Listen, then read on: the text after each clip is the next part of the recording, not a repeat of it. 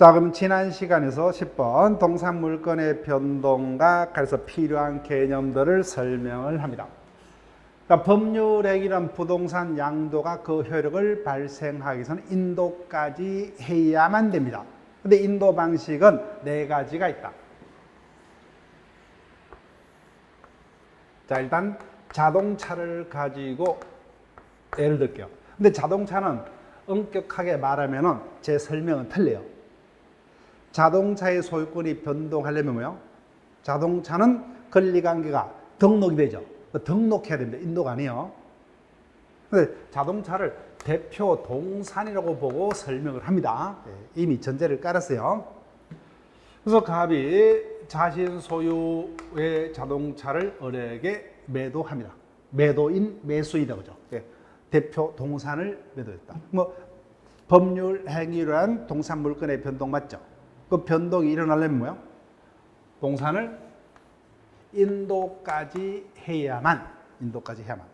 그때 인도의 원칙적인 모습은 현실의 인도. 쉽게 말하면 갑이 자동차를 운행해 가서 뭐요? 키를 을에게 손을 넘긴다 그죠? 이와 같은 인도 방식을 현실의 인도. 맞겠죠 그죠? 근데 간인도입니다. 현재 을이 빌려서 지금 운행을 하고 있습니다. 소유자는 갑이에요. 이 상태에서 매매가 일어납니다. 자, 그러면 매도하기 위해서 을이 빌린 자동차를 다시 갑에게 돌려주다가 뭐요? 다시 매수했기 때문에 다시 인도받고 그리할 필요가 있다 없다? 없다 그죠? 이미 매수인, 즉 양수인이 이미 해당 동산을 점유하고 있는 경우 뭐요? 말로서 인도를 할 수 있다 그죠? 이와 같은 인도 방식을 간이 인도라 합니다. 간인도. 이미 양수인이 점유하고 있는 경우는 말로서 인도를 해버려요. 현실 인도에 가름합니다. 이와 같은 인도 방식을 간이 인도라 합니다.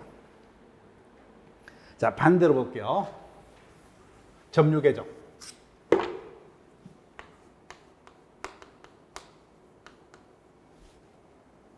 이자가 양도 후에도 뭐요? 계속 그 동산을 점유 사용할 필요가 있는 자입니다. 자, 이자가 아주 가난한 자영업자예요. 화물차 영업을 통해서 가족의 생계를 책임지는 가난한 자영업자인데 현실적으로 갑자기 집에 큰 돈이 필요합니다. 재산 가치가 있는 것은 뭐예요? 현재 가지고 있는 자동차밖에 없어요. 근데 그 자동차가 없어서는 뭐예요? 내가 장사를 못합니다. 그래서 이자에게 뭐예요? 매도하고 다시 빌려서 운행해서 가족의 생계를 책임져야 돼요. 자, 그러면 어떻게 돼요? 금방 봤던 간이인도하고 거꾸로입니다. 매도했기 때문에 이자에게 뭐예요? 넘겨줬다가 다시 빌렸기 때문에 다시 넘겨받고 그래야 할 필요가 있다 없다? 없다 그죠? 이와 같은 경우도 똑같이 뭐예요? 말로서만 을에게 인도된 걸로 하자 그죠? 이와 같은 인도 방식을 점유 계정 방식의 인도라 합니다. 근데 문제는 인도 방식 네 가지 중에서는 가장 불완전한 인도예요. 외부에서 봤을 때는 여전히 뭐예요? 갑이 사용하고 있기 때문에 갑을 간에 매도 등이 있었는지 여부가 확연하게 드러난다, 드러나지 않는다? 드러나지 않죠, 그죠? 그래서 인도의 모습 네 가지 중에서는 가장 불완전한 인도 방식입니다. 그래서 일정한 경우에는 어떤 점유 계정 방식의 인도로서는 어떤 효력이 인정될 수 없다가 문제가 됩니다. 그래서 그 파트를 우리가 그 해당 파트에서 기억할 거예요. 자, 그다음 마지막에 현재 병이 갑 소유의 자동차를 빌려서 운행을 하고 있습니다. 이 상태에서 갑이 을에게 자동차를 매도코자 합니다. 인도해야 된다 그죠? 근데 어떤 방식으로? 병이 갑 소유의 자동차를 빌려서 타고 있기 때문에 갑을 간의 임대차 관계가 끝나면 뭐요? 갑은 병에 대해서 그 자동차를 반환해 줄 것을 청구할 수 있는 청구권을 가지고 있죠. 그때 현실적으로 자동차를 을에게 인도하는 대신에 뭐요? 갑이 병에 대해서 가지는 반환 청구를 뭐요? 매수인들에게 양도함으로써 현실 인도하고 똑같은 효과를 있는 거로 하죠. 그죠? 이를 반환층분 양도 방식에 한 인도라 합니다. 그 네 가지 인도 방식이 있다 그죠. 그 중에 점유 계정 방식 정도만 여러분들이 이게 점유 계정이다 그죠. 그래서 그 단어를 기억해서 일장교는 점유 계정 방식의 인도는 허용되지 않는다. 그 해당 파트를 우리가 기억할 수 있는 정도로요. 그죠? 자, 그다음 무권리자로부터 취득, 선의취득. 이미 우리 시험에서 출제가 되었고 앞서도 뭐요? 앞선 시간에 공신의 원칙을 인정하면서 설명했던 거예요. 예. 자, 볼게요.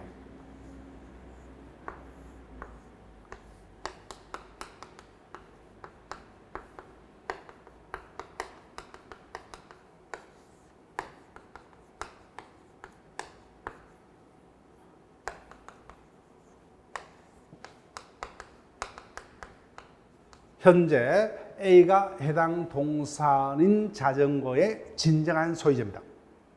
그런데 어떠한 이유가 됐든지 현재 양도인 갑이 뭐요?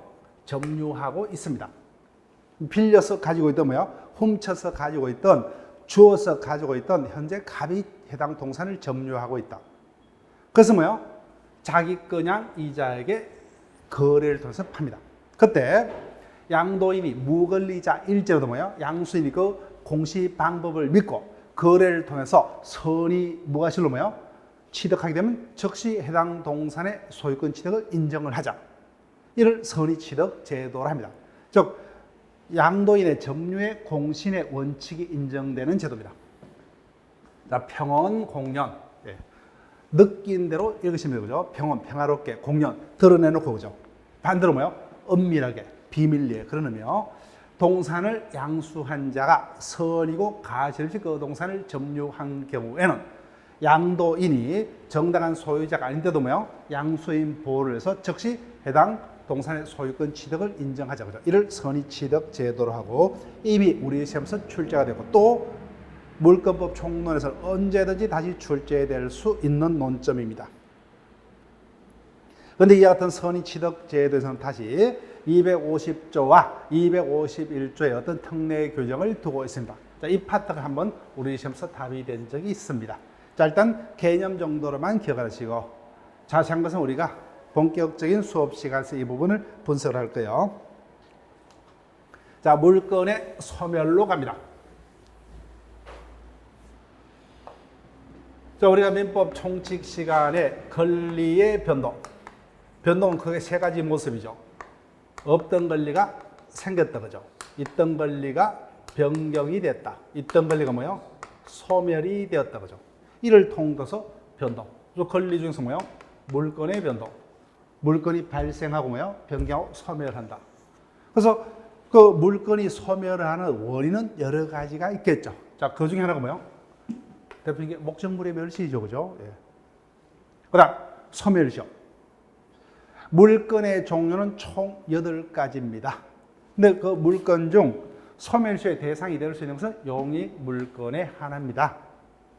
이런 정도로는 기억하시면 돼요. 근데 용익 물건은 3가지인데 현실적으로는 전세권은 소멸시효 대상이 될 수가 없습니다. 왜냐하면 전세권은 장기 존속기간이 10년밖에 안 돼요.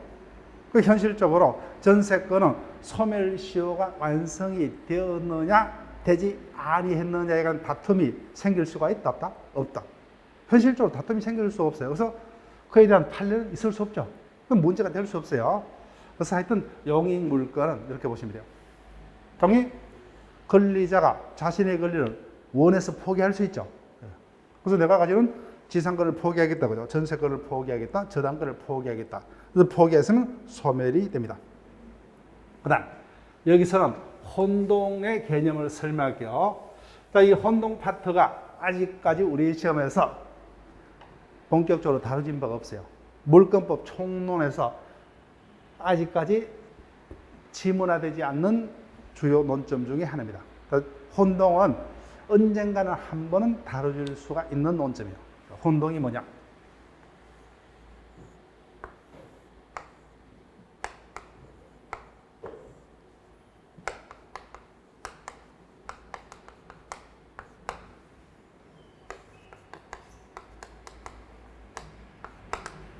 우리 갑소유의 토지를 전세를 통해서 빌려서 사용하고 있습니다. 그 다음에요. 또는 지상권을 통해서 빌려서 사용하고 있습니다.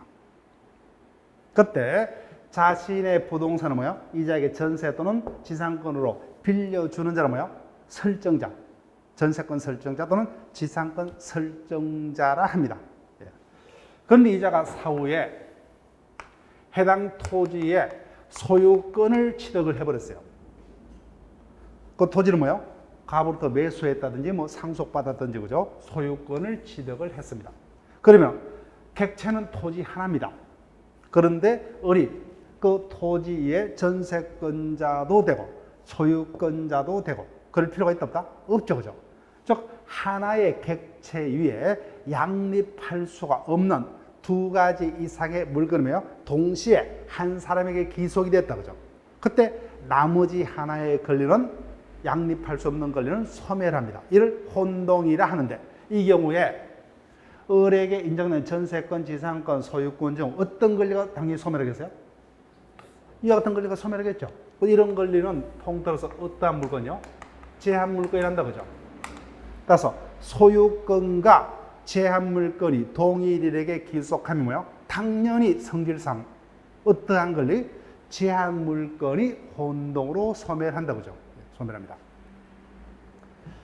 자, 다만 그 물건이 제3자의 권리의 목적이 된다면 소멸하지 않는다.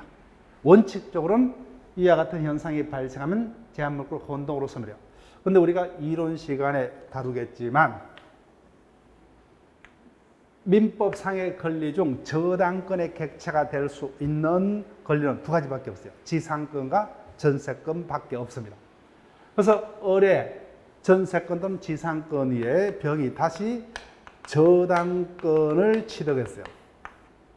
그런데 그 이후에 을이 해당 토지의 소유권을 취득을 했다, 그죠?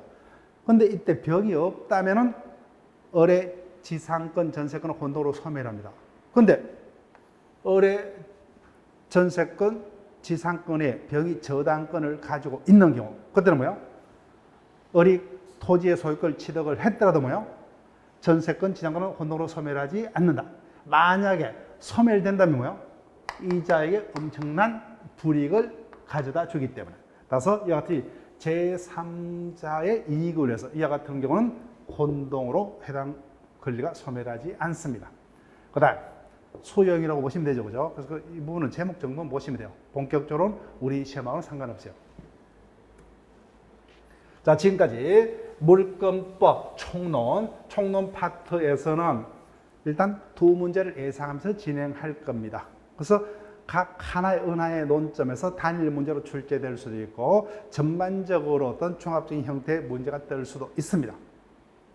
그래서 지문화될 수 있는 게 물권 법정주의에 관한 논점, 그 다음에 물권적 청구권에 관한 논점, 그 다음에 가장 중요한 부동산 물권 변동과 관련해서 법률 행위한 부동산 물권 변동에 관한 186조, 그 다음에 상속 등 법률 규정한 부동산 물권 변동에 관한 187조.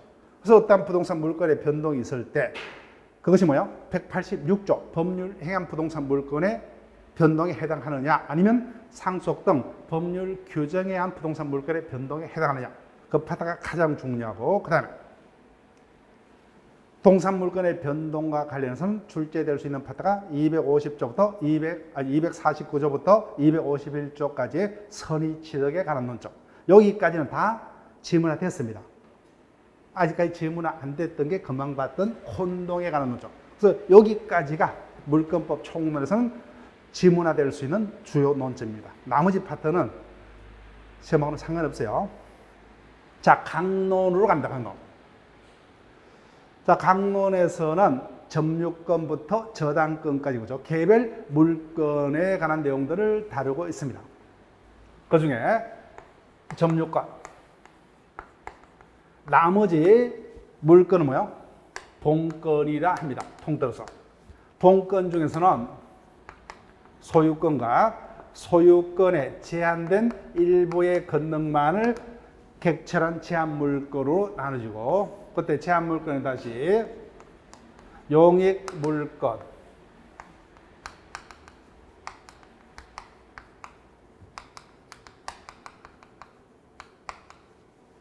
담보 물건,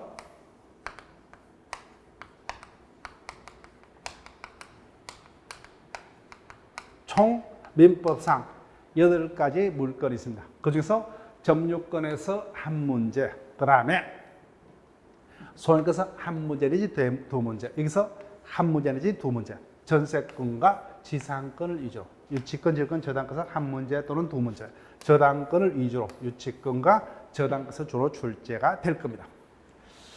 자, 그럼 점유권이라는 물건은 어떠한 종류의 물건이냐? 자, 본권이라면 뭐야? 그 객체인 물건을 지배할 수 있는 그와 같은 나머지의 물건을 본권이라 합니다. 본권. 본권에는 그 객체가 가지는 모든 것을 자기가 뭐야? 모두 다 독차지, 배타지 지배할 수 있는 완전한 물건은 뭐야? 소유권. 나머지 물건은 뭐야? 소유권에 속하는 일부 제한된 부분만을 객체한다고 하죠. 이를 제한물건이라 합니다. 근데 점유권이란 권리는 지배할 수 있는 본권이 있느냐는 안 따집니다. 본권의 유무는 안 따져요. 현재 점유만 있으면, 현재 점유라는 것은 사실상 지배예요. 점유만 있으면 뭐요? 그 자체를 바로 권리로서 인정한다. 이와 같은 권리를 점유권이라 합니다. 자, 이렇게 해서는 느낌이 안 오죠, 그죠? 자, 그러면 본격적으로 이 부분만 이해할 수 있으면은 점유권이라는 개념이 이해가 될 거예요.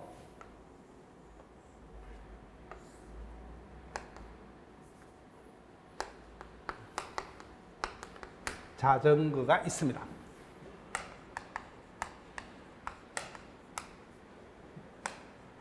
본권. 본권에는 나머지가 다 본권인데 일단 소유권을 생각하면서 읽으시면 돼요. 일단 2단계에서는. 자, 자전거가 있습니다. 그때 갑이 소유자예요. 그 다음에 을이 있습니다.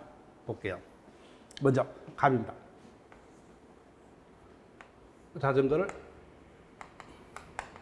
잃어버리지 아니한 상태입니다. 현재 자기가 지금 타고 있어요. 그럼 갑은 해당 자전거를 지금 타고 있기 때문에 점유하고 있다 없다? 하고 있죠, 그죠? 점유권이 있습니다. 자기 거니까 뭐요? 적법하게 지배할 수 있는 소유권은 본권도 가지고 있죠. 근데 분실했어요.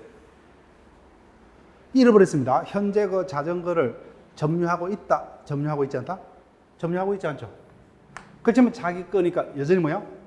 지배할 수 있는 권리는 있다 없다? 소유권은 여전히 가지고 있었죠. 소유권은 여전히 자기가 소유자입니다. 근데 을이요. 훔쳤어요. 절도입니다. 그래서 자기가 지금 타고 있습니다. 그럼 점유권이 있어요 없어요? 있죠, 그죠? 그렇지만 이 자는 자기 것이 아니기 때문에 소유권이란 본권이 있다 없다? 없다. 양자는 별개라는 겁니다. 별개. 그래서 점유권이란 물건은 그 객체의 물건 뭐야? 사실상 지배를 하고 있으면 뭐야? 그자가 그 객체의 물건을 사실상 지배할 수 있는 소유권 등의 본권이 있느냐 따지지 않고 그 자체를 그대로 권리로 인정해 줍니다. 그래서 절도의 점유가 뭐야? 본권이 없음에도 점유권이 있죠, 그죠? 이렇게 생각하시면 돼요. 그래서 점유라면은 사실상 그 물건을 지배를 하는 것을 점유권이라 합니다. 그래서 이랑 물건의 사실상 지배하는 자는 지배할 수 있는 뭐요? 소유권 등이 있느냐 안 따지고 그 자체를 권리로 점유권을 인정을 합니다. 그때 점유에는 여러 가지 종류가 있죠, 그죠? 말 그대로 자주, 반대가 타주죠, 그죠? 그 물건을 점유하고 있는 자가 소유의 의사로 사는 점유를 말합니다. 반대로 뭐요? 자주 점유 아닌 나머지 점유자의 모든 점유를 타주 점유라 합니다. 그러면 점유자의 점유가 자주이냐 타주이냐를 어떻게 구분할 것이냐, 그거는 본격적으로 이론 시간에서 설명을 드립니다. 그 다음 선의 점유. 현재 사실상 점유를 하고 있다고 하죠. 점유는 하고 있습니다. 그렇지만 점유자가 그 물건을 점유할 수 있는 소유권의 본권을 가지는 자도 있고, 그죠? 본권 등이 없음에도 점유하고 있는 경우도 있겠죠, 그죠? 그때 선이라면은 소유권 등 그 물건을 뭐요? 사실상 점유할 수 있는 본권이 뭐요? 없죠, 그죠? 없음에도 불구하고 이를 모르고 있다고 믿고 사는 점유를 선의 점유라 합니다. 그럼 반대로 뭐요? 그와 같은 것을 알고서 하는 점유를 뭐요? 악의 점유라 하겠죠. 그럼 절도로 뭐요? 자기가 그 객체인 자전거를 적법하게 점유할 수 있는 소유권 등이 없음을 이미 알고 있는 자죠. 그럼 선의 점유자입니까? 악의 점유예요? 악의 점유자가 되죠, 그죠? 그 다음 하자 있는 점유. 그래서 악의, 그 다음 뭐요? 가실, 말 그대로 그죠? 강폭, 은비, 몰래, 불계속 등 이와 같은 어떤 흠이 있는 점유를 통틀어서 하자. 반대로 뭐요? 이와 같은 흠이 없는 점유를 하자 없는 점유. 거의 의미가 없어요, 그죠? 자, 그 다음 간접 점유자. 자, 이 부분도 당연히 지문화가 될 수 있는 논점 중에 하나입니다. 자, 본격적인 어떤 문제는 수업 시간에 다루겠는데, 앞에서 점유를 하면 뭐요? 점유권이란 권리는 그 객체의 물건을 사실상 지배만 하고 있으면은 점유권이란 권리가 인정이 됩니다. 그래서 일단 점유권이란 권리가 인정되기 위해서는 그 객체인 물건을 사실상 지배하고 있어야 됩니다. 그런데 뭐요? 예외적으로 사실상 지배를 하고 있지 아니함에도 불구하고 뭐요? 점유권이 인정이 되는 경우가 있습니다. 그 경우가 간접점유. 간접점유. 이 부분도 5개의 지문 중에 한 번 지문화된 적은 있습니다. 언제든지 그와 같은 형태로 지문화가 될 수 있어요.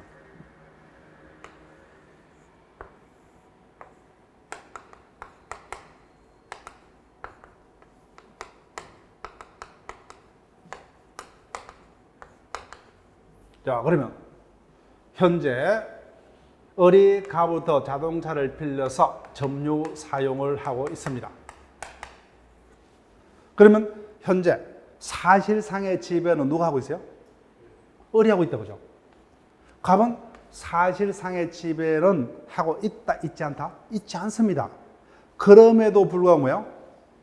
갑은 을의 직접 점유를 4개로 그 객체인 자동차를 뭐요? 간접적으로 점유화를 하고 있다, 그죠? 이 여자의 직접 점유를 4개로 하여. 그래서 이와 같은 갑의 점유를 간접 점유를 합니다. 그래서 이 자는 뭐예요? 간접 점유자. 간접 점유자이기 때문에 이 자도 뭐예요? 점유자 중에 한 명이죠. 그렇기 때문에 이 자에게도 점유권이란 권리가 인정이 됩니다. 그래서 이 자도 뭐예요? 점유권이란 권리를 행사할 수가 있다는 겁니다. 있다는 거다. 자, 볼게요. 지상권, 전세권, 질권, 사용대차, 임대차. 금방 예를 든 경우다, 그죠? 임치, 기타 관계로 이와 같이 간접 점유를 뭐야? 발생케 할 수 있는 이와 같은 관계들이 쭉 예시가 되어 있죠.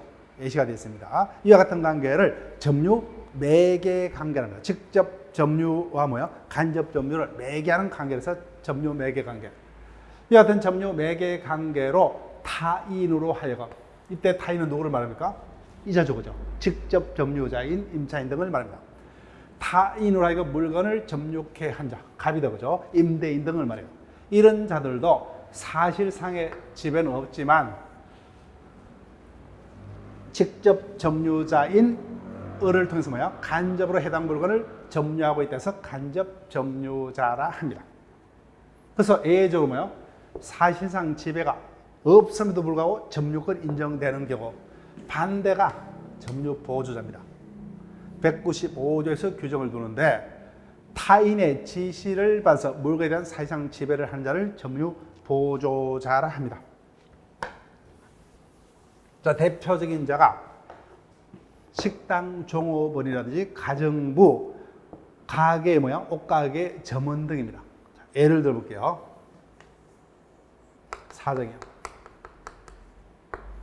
우리 가게 점원입니다. 사장이니까 뭐요? 언제 한번 모습을 얼굴을 내밀어요? 아침에 한번 얼굴을 내밀고 그 다음에 또 언제요? 퇴근할 때 한번 얼굴을 내밀어요. 하루 종일로 가요. 그 가게에 있는 모든 물건을 독자적으로 뭐요? 자기가 지배하면서 물건을 사고 팝니다. 이자를 점유 보조자라 합니다. 즉 이자는 누구의 지시를 봐서 갑의 지시를 봐서 그죠. 이자를 점유주라 합니다. 이자는 쉽게 말하면은 갑이 시킨 대로 합니다. 명령 복종 관계요. 그래서 이자에게도 점유권을 인정을 해야 되느냐? 한다면 이상한 결과가 됩니다. 이자는 뭐요? 점유권을 가지고 있기 때문에 점유권은 물건이죠. 누구에게나 물건을 행사할 수 있다. 그러면 갑에게도 물건을 행사를 할 수 있다. 뭔가 이야기가 안 되죠, 그죠? 따라서 이와 같은 경우는 쉽게 말하면 이자는 갑의 하수인 손과 발로 움직이는 로봇에 불과합니다. 그럼 법적으로 뭐요? 이자의 사실상 지배는 뭐요? 갑의 사실상 지배가 돼버려요. 따라서 점유권이란 권리는 누구만이? 갑만이 점유권자고 이자는 뭐요? 사실상 지배를 하고 있더라도 점유권을 가질 수 없습니다. 그래서 이자의 사실상 지배 이와 같이 뭐요? 사실상 지배하는 자를 점유 보조자, 이자를 점유주라 합니다. 그래서 점유권이란 권리는 뭐요? 점유할 수 있는 소유권에게 본권이 있느냐 따지지 않고 사실상의 지배인 점유만 있으면 인정되는 물건인데 예외적으로 뭐요? 사실상 지배를 하고 있지 아니함에도 불구하고 점유권을 가지는 간접 점유자가 있음에 반해서 뭐요? 반대로 사실상 지배를 하고 있음에도 불구하고 점유권을 가질 수 없는 점유 보조자 등이 있더라고요. 그래서 이 부분은 그런 특징적인 모습은 기억을 해야 됩니다. 그 다음 점유권의 소멸. 점유권도 물건이기 때문에 물건 일반의 소멸 사유가 있으면 소멸한다 그죠. 따라서 직접 점유권의 소멸은 사실상 지배가 없어지면 뭐야? 소멸하죠 그죠. 간접 점유는 직접 점유자가 점유를 상실하든지 점유 매개 관계가 뭐야? 소멸하면 간접 점유자의 점유는 소멸합니다. 이런 것들은 그냥 눈으로 확인만 하고 넘어가면 돼요. 자, 그 다음에 소유권 갑니다.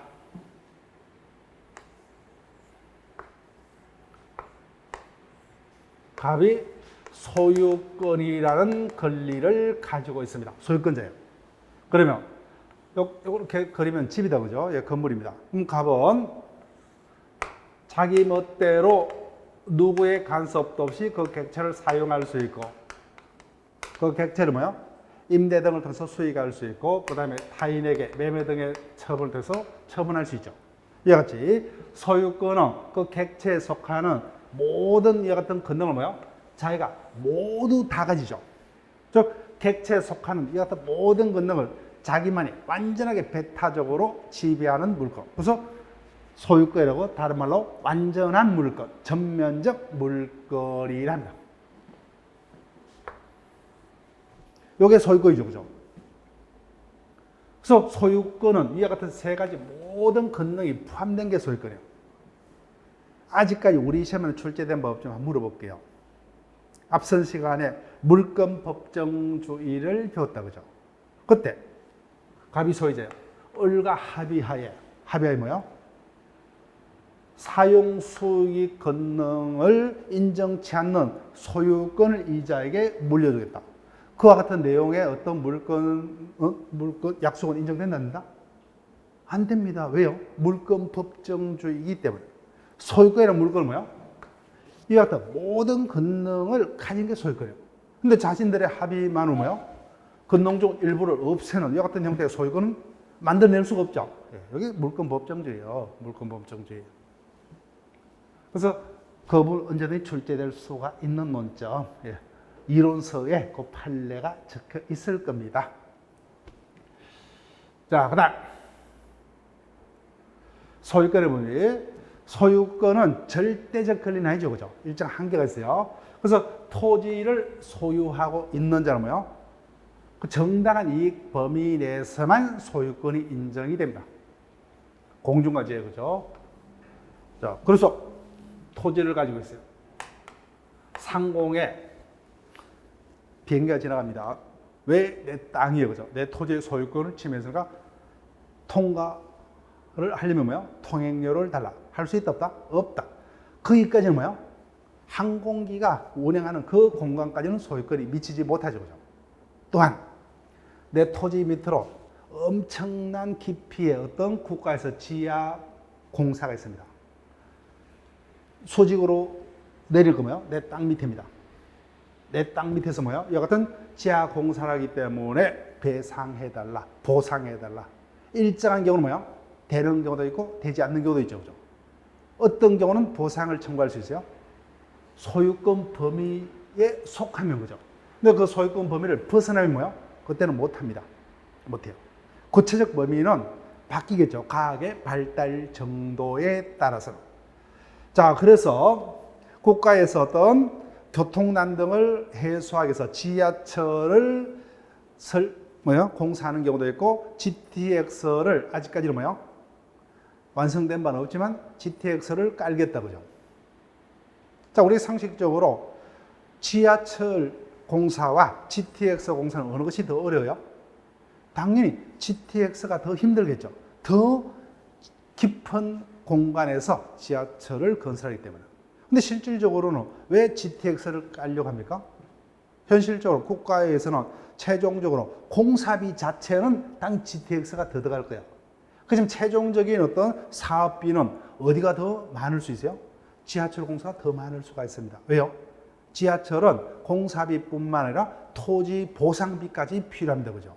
근데 GTX는 엄청난 지하 속에서 건설되기 때문에 토지 소유자에 대한 보상의 문제는 있다, 없다? 없죠. 그죠? 오히려 보상비가 더 크기 때문에. 그래서 GTX가 결론적으로 더 싸게 사업비가 된다는 거예요. 그래서 GTX가 더 유리할 수도 있다는 거예요. 그래서 토지 소유권의 범위가 그렇다는 겁니다. 그 다음, 지하자원은 뭐예요? 소유권 객체가 될 수가 없다. 그런 정도로만 누구 거냐는 관심 가질 필요 없어요. 나라마다 다릅니다. 토지 소유자의 소유를 인정한 국가도 있어요. 그런 나라에 살고 있다면요, 내 땅 밑에 지하자원이 있다, 그죠? 갑자기 벼락부자가 될 수가 있다. 근데 우리는 그렇지 못하다. 못하다. 상린관계 자체는 독자적인 시험 문제 안 뜹니다. 소유권 파트에서는 한 문제이기 때문에 이 부분은 우리는 깊이 있게 다룰 필요가 없어요. 딱 한 번, 5개 지문 중 한 번, 답하고 상관없는 지문이 출제된 바는 있다. 한문 그대로. 이웃하는 뭐예요? 토지들 간의 이용 조절 관계에 관한 규정을 상린관계, 소유권 파트에서 규정을 두고 있습니다. 적용 범위. 그래서 이와 같은 상린관계에 관한 규정은 소유권 파트에서 규정됩니다. 그런데 이웃 토지를 이용할 수 있는 자는 그 해당 토지의 소유자의 하나입니까? 그 토지를 이용하는 지상권, 전세권자, 이런 자들도 타인의 토지를 이용할 수밖에 없는 경우에 해당합니까?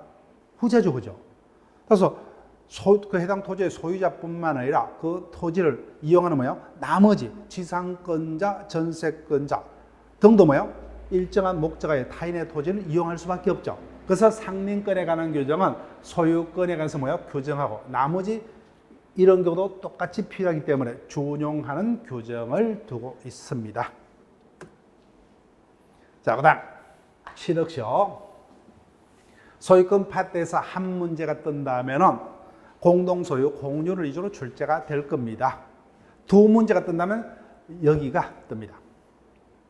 이 파트가 출제가 된다면 본격적으로 판례가 지문화될 거예요. 사례형 문제까지 출제가 될 수가 있습니다. 자, 취득시효. 시효제도와 관련해서는 뭐예요? 민법 총칙에서는 소멸시효 제도를 다뤘습니다. 소멸시효는 두 문제예요. 근데 반대로 취득시효라면은 소멸시효의 반대 현상으로 우리가 읽으시면 돼요. 즉, 그 물건이 내 것이 아님에도 불구하고 내 것이냐 뭐요? 법이 정하는 일정 기간 동안 내 것같이 점유 사용을 하게 되면은 그 사실관계를 그대로 존중하여 거자에게 그 물건에 대한 소유권 취득을 인정하는 법상의 제도를 취득시효 제도라 합니다. 자, 볼게요. 출제가 된다면 당연히 1항에서 출제가 될 거예요. 취득시효 제도는 그 대상이 부동산이냐 동산이냐에 따라서 부동산 취득시효, 동산 취득시효. 다시 부동산은 1항의 점유 취득시효와 2항의 등기부 취득시효 두 가지 종류가 있습니다. 근데 본격적으로 출제를 한다면 여기입니다. 나머지는 우리는 조문 정도만 기억하시면 돼요. 그래서 이 부분을 일단 본격적으로 수업 시간에 조문을 분석하는 그런 정도로 가고 간단하게 이 부분을 우리가 볼게요. 점유 취득시효입니다.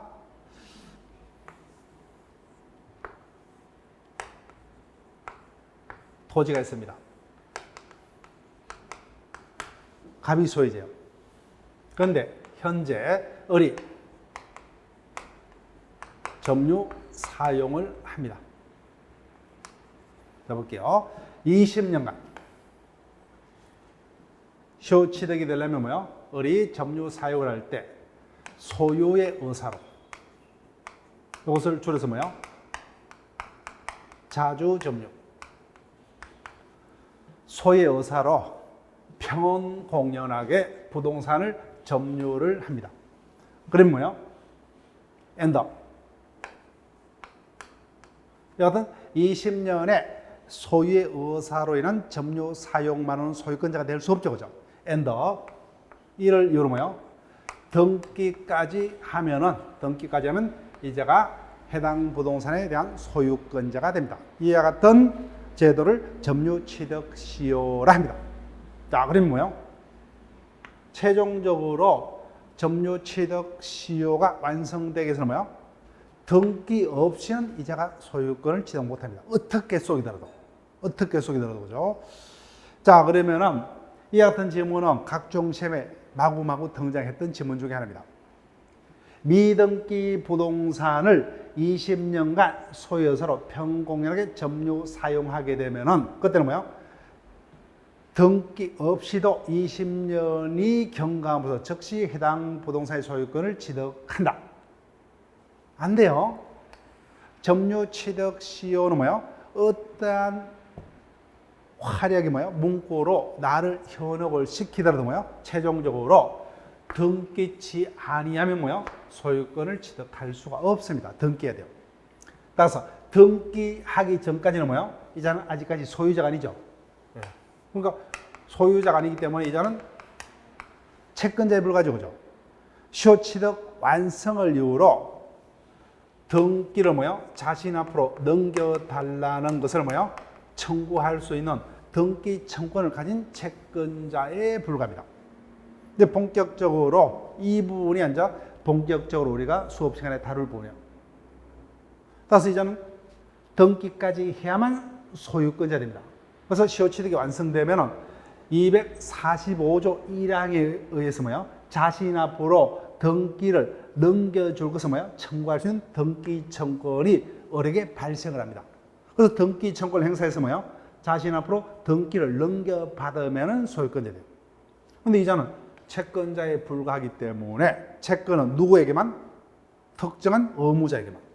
그래서 그와 관련한 문제들이 진행이 됩니다. 따라서 이 경우 상주로 누가 등기를 넘겨줄 의무자예요? 이자입니다. 그래서 등기를 넘겨받기 전에 이자에게 매도하고 등기를 넘겨줘버렸어요. 그러면 을은 채권자에 불과하므로 병에게는 시효 취득을 주장할 수 있다? 없다? 없다. 왜? 채권은 누구에게만? 채무자에게만. 따라서 갑에게만 시효 취득을 주장할 수 있어요. 채권자에 불과하기 때문에. 이게 물건과 근본적으로 차이점이죠. 물건은 누구에게나 나의 물건을 주장할 수 있음에 관해서. 이자는 아직까지 등기하기 전에는 등기를 넘겨달라는 등기 청구권을 가진 채권자에 불과합니다. 그래서 갑에게만 등기 청구권을 행사할 수 있을 뿐 어떤 누구에게도 시효 취득 완성하는 등기 청구권 행사를 못한다. 그래서 이 부분의 큰 틀을 가지고 쭉 수업 시간에 진행을 할 겁니다.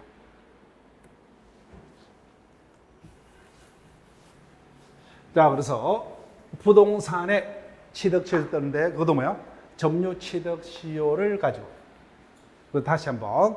점유취득시효는 그래서 소유권을 취득하기 위해서는 시효취득 완성자가 뭐야? 20년간 소유자로 평균의 부동산을 점유를 하면은 점유취득시효가 완성이 되죠. 앤더 이를 위해서 등기까지 해야만. 자, 나머지는 일단 본 수업 시간에서 진행을 합니다. 그다음 무주물 선점료. 이 부분도 시험에서 본격적으로 답하고는 상관없어요. 쉽게 특징적인 모습만 넘어가시면 돼요. 무주물 선점. 말 그대로 뭐요? 주인 없는 물건이요. 주인 없는 물건을 소유의 의사로 뭐요? 먼저 점유를 하는 것을 선점이라고 합니다. 말 그대로 뭐요? 소유의 의사로 먼저 그 물건을 점유하는 것을 선점. 자, 무주의 동산. 그러니까 뭐요? 무주물 선점으로 소유권을 취득하려면 그 물건이 뭐요? 동산에 하는데, 그죠? 그래서 주인 없는 동산을 소유의 의사로 뭐요? 점유한 자는 그 소유권을 취득을 합니다. 이를 무주물 선점이라고 합니다. 그럼 무주물 선점은 물건 중에서는 어디에만요? 동산에만. 부동산은 뭐? 무주물 선점이라는 제도가 있을 수가 없다. 네, 물어볼게요. 이와 같은 무주물 선점으로 인한 소유권 취득은 원에서, 즉 법률 행위로 인한 소유권 취득입니까? 법에 의한, 법률 규정에 의한 소유권 취득이요? 보세요. 이 자는 왜 소유권을 취득하게 됐죠? 252조 1항에 의해서. 원해서가 아니죠, 그죠? 따라서 무주물 선점으로 인한 소유권 취득은 원해서, 즉 법률 행위로 한 물권 변동이 아니고요, 법률 규정에 의한 물권 변동의 하나입니다. 다만 그 객체는 뭐예요? 동산에 한한다는 겁니다. 이런 부분은 신경 쓸 필요 없어요. 무주물 선점은 동산에만 인정된다. 그런 정도로만. 동산과 부동산의 구별 특색입니다. 요실물 섭득도 똑같아요. 이 부분을 본격적으로 우리가 외우려고 노력할 필요가 없습니다. 지문화 될 가능성은 거의 없어요. 자, 요실물 섭득. 그대로 읽으시면 돼요. 근데 객체가 뭐예요? 요실물입니다. 요실물. 즉, 지하철에서 주인이 두고 내린 물건이 있더라고요. 이를 내가 섭득했다는 거예요. 그럼 소유권을 취득하려면 어떻게 되느냐? 요실물은 법률에서 정한 바에 따라서 뭐예요? 공고한 후 바로 내 것이 될 수가 없어요. 주인이 있죠, 그죠? 주인이 있는 물건이에요. 무주물하고 다른 점이 요실물은 주인이 있는 물건이에요. 다만 그 주인이 누구인지 모를 뿐이에요, 그죠? 주인이 두고 내린 물건. 그때 법에 의해서 당연히 내가 지하철에서 주인이 잃어버린 물건을 주었다면 어디에다가 맡깁니까? 지하철 역에다가 맡기겠죠. 그러면 법에서 주인을 찾겠죠, 그죠? 그래서 공고한 후 6개월이 지나도록 소유자가 나타나지 않으면 섭득자가 소유권을 취득을 합니다. 자, 얼마 전에 이런 뉴스를 봤어요. 중고 김치 냉장고를 샀어요. 밑에 뭐야? 테이프로 해서 뭐야? 1억 원의 현금이 다발이 발견되죠. 여기 요실물 섭득이요. 주인이 있는 거다, 그죠? 섭득자가 신고했죠, 그죠? 그런데 어떻게 돼요? 주인을 찾았죠. 찾았습니다. 그럼 내 것이 될 수 없어요. 내 것이 되지 않습니다. 그런데 6개월 내에 뭐야? 주인이 나타나지 않으면 내 것이 돼요. 이를 요실물 섭득이란 제도입니다. 자, 또 얼마 전에, 몇 년 전에요. ATM 기계 앞에서 현금을 인출했죠. 인출해놓고 뭐요? 건망증이 있기 때문에 그 봉투채로 내버려두고 갔습니다. 내가 주었죠, 그죠? 요실물 섭득이요. 그래서 누구에게 맡깁니까? 은행에 맡깁니다. 그럼 은행은 일정 기간 내에 주인을 찾아주기 위해서 다시 누구에게? 경찰서에다가 해야 되겠죠. 근데 그 기간을 은행이 놓쳐버렸어요. 그 이후에 의뢰돼서 주인을 찾았습니다. 그러면 어떻게 돼요? 은행이 제대로 했다면 나는 사례비 10%를 받을 수 있는데, 그죠? 한 푼도 못 받게 됐던 사람. 그때는 어떻게 할 거냐? 그런 사건이 아직까지 있은 적이 없어요. 뭐 어떻게 될 거냐에 대해서는 안 돼요, 사건화가. 예전에 그 같은 사건이 있었다면 그런 경우에 내가 섭득자죠. 그럼 정상적으로 주인을 찾았다면 뭐요? 사례비를, 법에서 보장되는 사례비를 받을 수가 있는데, 은행에 몇 개인데 뭐야? 은행이 그 잘못을 함으로써 사례비 한 푼도 못 건지게 되죠. 이를 이유로 은행에다가 배상을 요구할 수 있느냐? 그런 사건이 있어 본 적이 없죠, 그죠? 그렇기 때문에 판례가 없기 때문에 이 부분은 끝까지 가봐야 하는데, 내가 주선 섭득자라면 사건화를 할 수 있다 없다? 없어요. 왜? 배보다 배꼽이 더 커요. 그래서 거기서 끝나는 겁니다. 그래서 은행에서 뭐야? 미안해서 어떤 은행의 사은품 등을 사례품으로 뭐야? 이렇게 할 수 있지만 얼마를 배상하겠다, 이 같은 법적인 문제는 있을 수가 없죠. 배보다 배꼽이 더 크기 때문에. 자, 매장물의 발견도 똑같은 거예요. 자, 말 그대로 매장물이라서 어떤 느낌이세요? 토지를 내가 팠는데 누구 건지 모르지만 물건이 있더라고요. 그 얼마 전에 마늘밭을 파니까 뭐야? 5만 원짜리 돈다발이 발견됐죠. 이런 것들이 매장물이에요. 주인이 있죠, 그죠? 바로 내 것이 아니에요. 똑같습니다. 법률이 정한 바에 대해서 주인을 찾고자 공고합니다. 근데 1년 내에 뭐야? 거래자가 나서지 않으면 내 것이 돼요. 이를 매장물 발견이라 합니다. 그러면 무주물 선정, 유실물 섭답, 매장물 발견, 공통적인 특징이 뭐야? 다 원에서입니까? 법에 의해서요? 법에 의해서. 따라서 법률 규제한 소유권 취득의 원인 중에 하나이다. 예, 그런 정도로만 보시면 됩니다. 자, 여기까지 하고 뭐요? 잠시 쉬었다가 이하 나머지 개념 이하를 또 가볍게 터치하는 식으로 진행을 합니다.